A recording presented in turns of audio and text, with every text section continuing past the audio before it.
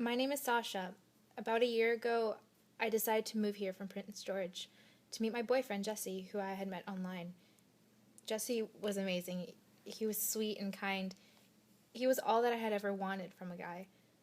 And he treated me like a princess, taking me to dinner, on shopping trips, and making sure I had everything I could ever want and need. I thought I could rely on Jesse. I figured it was in my best interest and his best interest to make sure that I was happy and had everything I needed.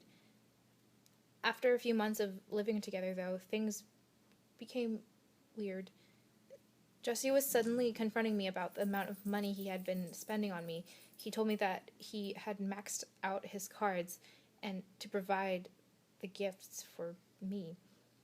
I was responsible for his debt, but I didn't expect that he would eventually run out of money. Jesse told me that he needed money and required my help to earn it.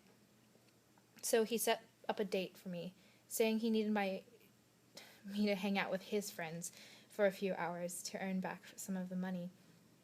And I was super fearful and nervous about the situation because I had no idea what was in store for me, but I still felt responsible for paying him back.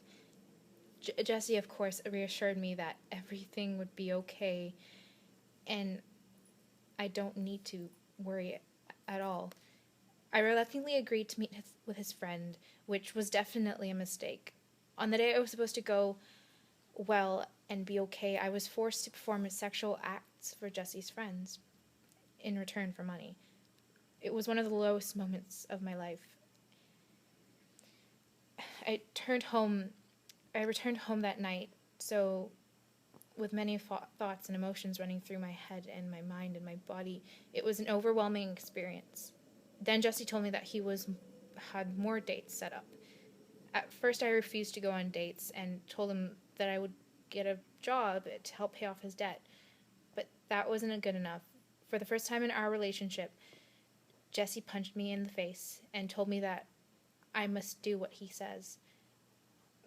I stayed for him because I feared for my own safety. I had no one else to turn to. Who would understand me? Who would protect me? I felt numb. The violence and the dates continued, and Jesse turned out to be a completely different person, not caring for my safety because my discomfort guaranteed him money. Eventually, I found the courage to stick up for myself and reach out for help. Together, my youth worker and I put a plan in place to get me away from Jesse.